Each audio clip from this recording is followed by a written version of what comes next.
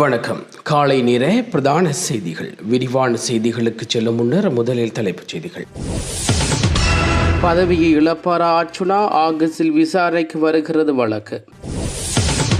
New York Empire state உச்சியில் காதலை வெளிப்படுத்திய ஜோடி கைது.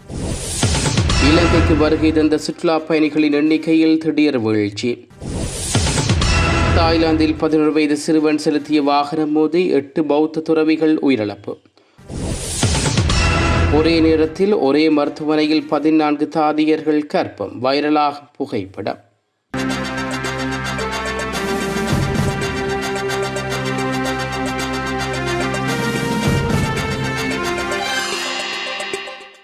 யாழ்ப்பாண மாவட்ட நாடாளுமன்ற உறுப்பினர் அர்ச்சுனா ராமநாதனின் தகமையிலை சவால்களுக்கு உட்படுத்தி தாக்கல் செய்யப்பட்டுள்ள மனு மீதான விசாரணைக்கு திகதி அறிவிக்கப்பட்டுள்ளது.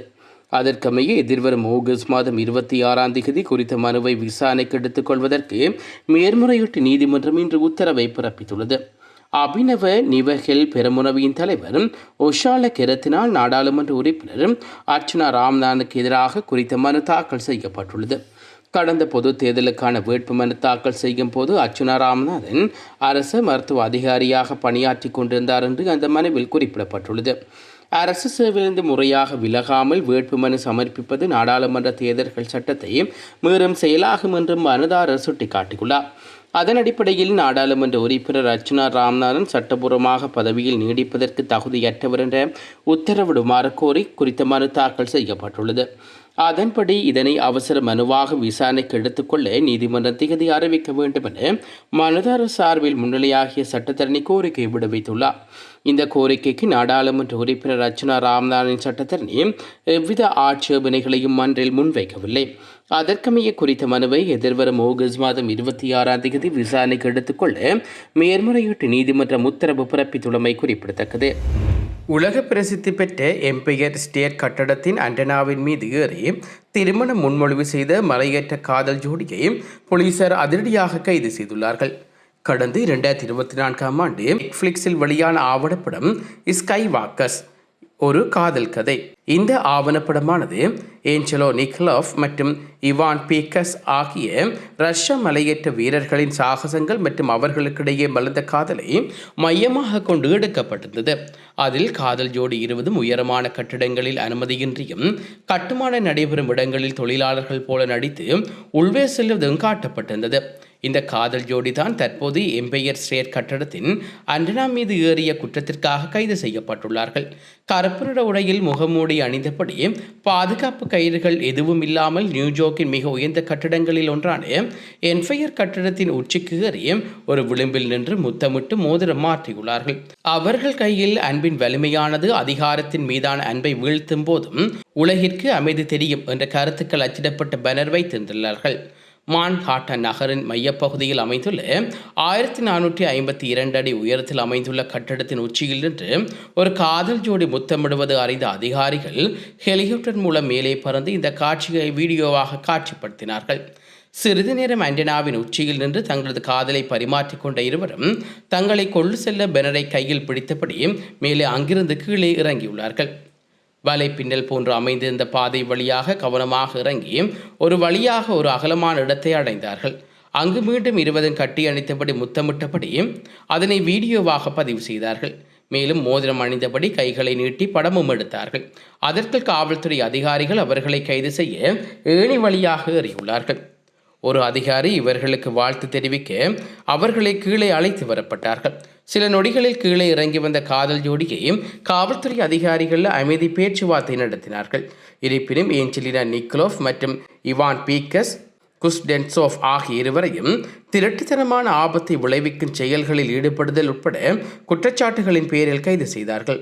102 தளங்கள் கொண்ட எம்பயர் கட்டடத்தில் பொதுமக்களுக்கு அனுமதி இல்லாத இடத்தில் எப்படி இந்த ஜோடி நுழைந்தது என்பது குறித்து போலீசார் தீவிர விசாரணைகளை மேற்கொண்டு வருகின்றனர். கடந்த ஜூன் மாதத்தில் இலங்கைக்கு வருகை தந்த சுற்றுலா பயணிகளின் எண்ணிக்கை 9.90% பதிவு செய்துள்ளதாக சுற்றுலா அபிவிருத்தி அதிகார சபை அறிவித்துள்ளது. கடந்த ஆண்டு ஜூன் மாதத்தில் 1,38,241 சுற்றுலா பயணிகள் இலங்கைக்கு வருகை தந்த நிலையில் இந்த வருடம் ஜூன் மாதத்தில் அந்த எண்ணிக்கை 1,24,551 குறைவடைந்துள்ளது. இலங்கைக்கு அதிக அளவிலான சுற்றுலா பயணிகள் வருகை தந்த நாடுகளின் வரிசையில் இந்தியா முதலிடத்தில் உள்ளது.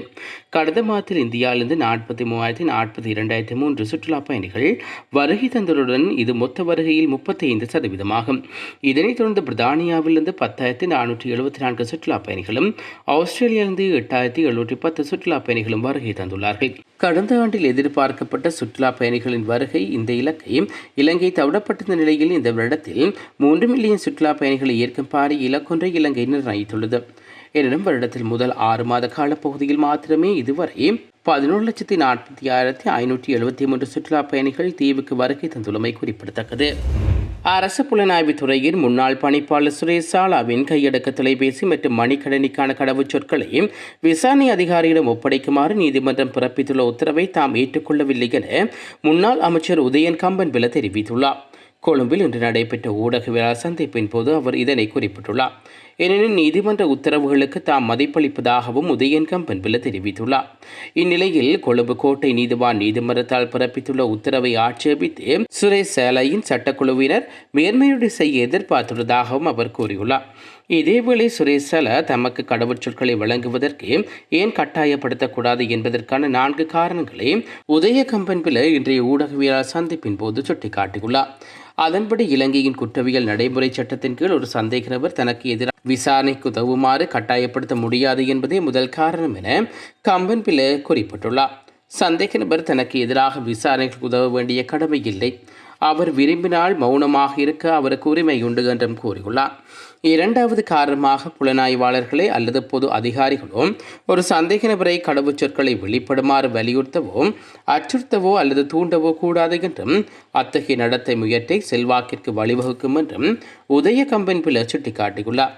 சலையின் மின்னணு சாதனங்களில் அவர் உளவுத்துறையில் பணியாற்றிய 38 ஆண்டுகளை திரட்டிய உளவுத்துறை ஆதாரங்கள் தொடர்பாக மிகவும் ரகசியமான தகவல்கள் இருக்கலாம் என்பதே 3வது காரணம் எனவும் அவர் கூறியுள்ளார். 4வது காரணம் 2002ஆம் ஆண்டு மிலேனியன் நகர சம்பவத்தை உதய கம்பன்பில சுட்டிக்காட்டியுள்ளார். உளவு தகவல்கள் அம்பலப்படுத்தப்படும் போது என்ன நடக்கும் என்பதை மிலேனியன் நகர சம்பவத்தின் கசப்பான அனுபவம் எடுத்துக்காட்டியுள்ளதாகவும் உளவுத்துறை அதிகாரிகள் மற்றும் தகவல் அளிப்பவர்கள் அடையாளம் காணப்பட்டதாக கூறப்பட்டதால் உயிரிழப்புகளும் உளவு வலையமைப்புகளின் வீழ்ச்சியில் ஏற்பட்டதாகவும் அவர் குறிப்பிட்டுள்ளார். சலே தனது கடவுச்சொற்களை வெளியிட மறுப்பதற்கு இதுவே காரணம் எனவும் உதயகம்பன்பில தெரிவித்துள்ளார். எவ்வாறாயினும் நீதிமன்ற உத்தரவுக்கு எதிராக எந்த ஒரு சவாலுக்கும் சட்ட ரீதியான செயல்முறைகள் மூலமே தொடரப்பட வேண்டும் எனவும் அவர் மீண்டும் வலியுறுத்தியுள்ளார். ஊழல் குற்றச்சாட்டுகளுடன் தொடர்பட்டதாக கூறப்படும் முன்னாள் அமைச்சர் எம் சந்திரசேனாவுக்கு எதிராக கொழும்பு மேல் நீதிமன்றத்தில் இன்று குற்றப்பத்திரிகை கையளிக்கப்பட்டுள்ளது. கையூட்டல் மற்றும் ஒழிப்பு ஆணைக்குழுவினால் தாக்கல் செய்யப்பட்டிருந்த இந்த குற்றப்பத்திரிகை கொழும்பு மேல் நீதிமன்ற நீதிபதி ரவீந்திர பிரேமதட்ன முன்னிலையில் விதிகளின்படி வாசித்து கையளிக்கப்பட்டது. இதனைத் தொடர்ந்து பிரதிவாதிகளான முன்னாள் அமைச்சரை 50,000 ரூபாய் ரொக்கற்பனைகளும் தலா 10 லட்சம் ரூபாய் பெறுமதியான 2 சரீர பிணைகளும் செல்ல நீதிபதி அனுமதி வழங்கியுள்ளார். அத்துடன் இந்த வழக்கினை எதிர்வரும் ஜூன் மாதம் 22ஆம் தேதி மீண்டும் விசாரணைக்கு எடுத்துக் கொள்ளுமாறு அவர் உத்தரவு பிறப்பித்துள்ளார். கடந்த 2014ஆம் ஆண்டு ஜனவரி 1ஆம் தேதி தொடக்கம் 2014 செப்டம்பர் 31ஆம் தேதி வரையான காலப்பகுதியில் அனுராதபுரம் மாவட்ட ஏழை விவசாயிகளுக்கு மானிய விலைக்கு வழங்குவதற்கான அரசாங்கத்தின் செலவில் இறக்குமதி செய்யப்பட்ட 36,000 கிலோகிராம் சோள விதைகளை அப்போதைய ஜனாதிபதி தேர்தலின் போது அரசியல் லாபம் பெறும் நோக்கில் தனது அரசியல் ஆதரவாளர்களுக்கு பகிர்ந்தளித்ததாக அவர் குற்றம் சுமத்தியுள்ளார். மாவட்ட செயலகத்தின் திட்டமிடல் பணிப்பாளர் உட்பட அதிகாரிகளுக்கு அழுத்தம் கொடுத்து இந்த சோள விதைகளை தனக்கு ஆதரவாளர்களுக்கு பகிர்ந்தளித்ததன் மூலம் அவர் ஊழலின் குற்றச்சாட்டை புரிந்துள்ளதாக குறிப்பிட்டு கையூட்டல் மற்றும் ஒழிப்பு ஆணைக்குழுவினர் இந்த வழக்கை தாக்கல் செய்துள்ளமை குறிப்பிடத்தக்கது. தாய்லாந்தின் வடகிழக்கு மாகாணமான முக்தஹானில் வழிபாட்டு பயணம் மேற்கொண்டிருந்த பௌத்த துறவிகள் மீது 11 வயது சிறுவன் செலுத்திய பிக் அப் ரக வாகனம் மோதியதில் 8 பௌத்த துறவிகள் உயிரிழந்துள்ளார்கள். இந்த விபத்தில் 20க்கும் மேற்பட்ட பௌத்த துறவிகள் படுகாயமடைந்துள்ளதாக சர்வதேச ஊடகங்கள் செய்தி வெளியிட்டுள்ளன. இத்தாலியின் ஃபேடிஃபோமா பகுதியில் இலங்கையர் ஒருவர் உயிரிழந்துள்ளார். பண்ணை வீடு ஒன்றில் நீச்சல் குளத்தில் சடலமாக கிடந்த 36 வயதுடையவரே சடலமாக மீட்கப்பட்டுள்ளார். கடந்த 5 நாட்களுக்கு முன்னர் சடலம் மீட்கப்பட்டதாக தெரிவிக்கப்படுகிறது. சமீபத்தில் பண்ணை வீட்டில் வேலைக்கு சேர்ந்திருந்த இலங்கையரை சடலமாக கண்ட பண்ணை வீட்டின் உரிமையாளர் உடனடியாக போலீசாருக்கு தகவல் வழங்கியுள்ளார். சம்பவ இடத்துக்கு சென்ற மருத்துவ குழுவினர் அந்த நபர் ஏற்கனவே உயிர்ந்து விட்டதை உறுதிப்படுத்தியுள்ளார்கள். முதற்கட்ட விசாரணையில் திடீர் உடல்நலக்குறைவு காரணமாகவே அவர் உயிர்ந்திருக்கலாம் என்று சந்தேகிக்கப்படுகிறது. பேடிஃபோமா போலீஸ் நிலையத்தைச் சேர்ந்த அதிகாரிகள் மற்றும் அக்ரோஃபோலி நிறுவனத்தின் போலீஸ் அதிகாரிகள் சம்பவ இடத்துக்கு வந்து விசாரணைகளை நடத்தியுள்ளார்கள். உயிரிழப்புக்கான சரியான காரணத்தை அறிய உடற்கூற்று ஆய்வுகள் செய்ய நடவடிக்கை எடுக்கப்பட்டுள்ளது. எதிர்வரும் நாட்களில் நடைபெற இருக்கும் உடற்கூற்று ஆய்வின் முடிவிலேயே மரணம் குறித்த விவரங்கள் தெரிய வரும் என்று அறிவிக்கப்பட்டுள்ளது. வாதுவ பகுதியில் உள்ள வங்கி வலயம் ஒன்றில் ஏடிஎம் இயந்திரத்துக்கு முன்பாக வான்படை அதிகாரி ஒருவரை தாக்கிய சம்பவம் ஒன்று கடந்த சில நாட்களாக சமூக ஊடகங்களில் பரவலாக பேசப்பட்டுள்ளது. குறித்த சம்பவம் தொடர்பாக சந்தேக நபர்கள் இருவர் வாதுவ காவல்துறையால் கைது செய்யப்பட்டுள்ளனர். கடந்த ஜூன் 22 இடம்பெற்ற இந்த தாக்குதல் சம்பவம் குறித்து கிடைக்கப்பட்ட முறைப்பாட்டுக்கு அமைய வாதுவ காவல்துறையினரால் விசாரணை முன்னெடுக்கப்பட்டு வந்தன. இந்நிலையில் குறித்த சந்தேக நபர்கள் இருவருமே நேற்றைய தினம் கைது செய்யப்பட்டுள்ளதாக தெரிவிக்கப்படுகிறது. கைது செய்யப்பட்ட சந்தேக நபர்களில் கடிகமுவ பிட்டுக்கல் தெனிய பகுதியைச் சேர்ந்த ஒருவரும் அட்டாள பகுதியைச் சேர்ந்த ஒருவரும் அடையாளம் காணப்பட்டுள்ளார்கள். குறித்த சந்தேக நபர்கள் இருவரும் இன்றைய தினம் பாணாதுறை நீதிவான் நீதிமன்றத்தில் முன்னிலைப்படுத்துவதற்கு நடவடிக்கை எடுக்கப்பட்டுள்ளதாக காவல்துறை ஊடகப் பிரிவு தெரிவித்துள்ளது. நாட்டில் டெங்கு பரவல் அதிகரித்து வரும் சூழலில் இன்று தொடக்கம் 3 நாட்களுக்கு நாடு தழுவிய ரீதியில் விசேட டெங்கு ஒழிப்பு வேலை திட்டம் ஒன்று முன்னெடுக்கப்பட உள்ளது. பொது நிர்வாக மாகாண சபைகள் மற்றும் உள்ளூராட்சி அமைச்சின் வழிகாட்டுதலின் கீழ் இந்த திட்டம் நடைமுறைப்படுத்தப்படுகிறது.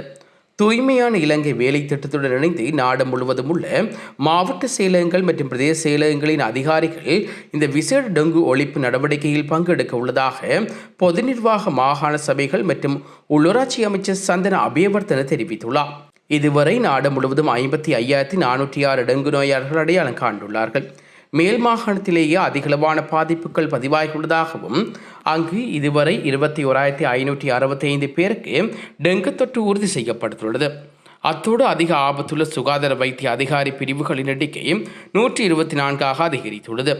அதிகரித்து வரும் இந்த தொற்றை கட்டுப்படுத்த பொதுமக்கள் தங்களது வீடுகள் மற்றும் சுற்றாலை தூய்மையாக வைத்திருக்குமாறு சுகாதார பிரிவினர் அறிவுறுத்தியுள்ளார்கள். அமெரிக்கா ஒஹியோவில் உள்ள ஒரு மருத்துவமனையில் பணிபுரியும் செவிலியர்கள் அங்குள்ள நீண்டகால சாதனை ஒன்றை முறியடித்துள்ளார்கள். அமெரிக்காவின் ஒலியோ பகுதியில் உள்ள மியாமி வலி வைத்தியசாலையில் ஒரே நேரத்தில் 17 தாதியர்களும் கர்ப்பமடைந்துள்ளமை பேசுபொருளாக மாறியுள்ளது. 17 தாதியர்களும் வரிசையாக பேபி பம் உடன் இருக்கும் புகைப்படத்தை இணையத்தில் வைரலாகி இருக்கிறது. பீப்பிள் இதழுக்கு அளிக்கப்பட்ட செய்தி குறிப்பின்படி ஒஹியோவில் டேண்டன் நகரில் உள்ள மியாமி வலி மருத்துவமனையில் மகப்பேற்று பிரிவில் பணிபுரியும் 17 செவிலியர்கள் ஒரே நேரத்தில் கர்ப்பமாக உள்ளார்கள். அதேவேளை 2019 ஆண்டில் ஒரே நேரத்தில் அங்கு பணிபுரிந்த செவிலியர்கள் 11 பேர் கர்ப்பமாக இருந்தபோது அந்த பிரிவை படைத்திருந்த முன்னைய சாதனையை முறியடித்துள்ளார்கள். 12 தொடக்கம் 35 வாரங்கள் வரையிலான கர்ப்ப காலத்தில் உள்ள அந்த செவிலியர்களில் பலர் இந்த சிறப்பான நிகழ்வை கொண்டாடும் விதமாக புகைப்படம் எடுத்துக்கொண்ட நிலையில் அந்த புகைப்படம் வைரலாக உள்ளது. இத்துடன் இன்றைய பிரதான செய்திகள் நிறைவுக்கு வருகின்றன. தொடர்ந்து நாளை காலை பிரதான செய்திகளோடு இணைந்து கொள்ளுவோம். நன்றி. இதுபோன்ற செய்திகளை தெரிந்து கொள்ள யாழ் டிவி நியூஸ் சேனலை சப்ஸ்கிரைப் செய்து அருகே இருக்கிற பெல் பட்டனையும் கிளிக் செய்து கொள்ளுங்க. மேலும் இதுபோன்ற செய்திகளை உடனுக்குடன் தெரிந்து கொள்ள யாழ்தேவி.com எனும் இணையதளத்தின் வாயிலாக எங்களோடு இணைந்து கொள்ளுங்கள்.